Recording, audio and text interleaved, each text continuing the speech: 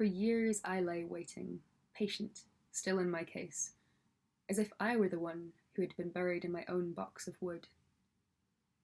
I suppose I am the size she once was, so small she could be laid on just one forearm. Like me, she was light, fragile, loud.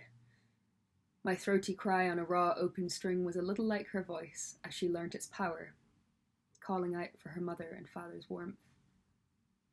The strongest silence replaced her, nesting in the hollows and blankets, in the spaces and days, in the new unbrokenness of each night, which ran as smooth and eerie as a dark, unmoving canal.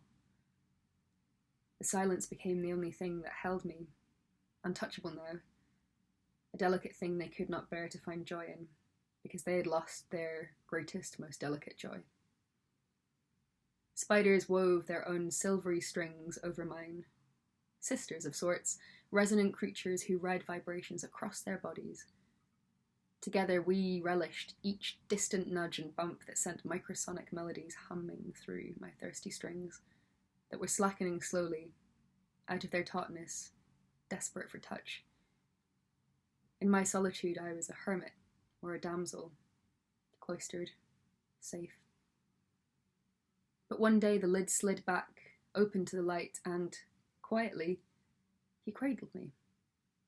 I pressed between his shoulder and his cheek, my button pushed into the skin of his neck to leave the print where it always had. The hooks on the horsehairs of powdered rosin rasped like a cat tongue against my strings as I wailed into tune again, and again the pads of his fingers stuck minutely to my strings as he found notes, stepping, sliding, shifting across my four strings. A quartet wove one voice. Playing, he remembered how he played for her for those short years, how her tiny eyes blazed with awe as my sounds yawned mysteriously from her father's movements. The tears musically kissed my wood. And so I was invited back to the fireside each evening, in that small opening of my time, in which they were yet both to lay restful in their own wooden cases.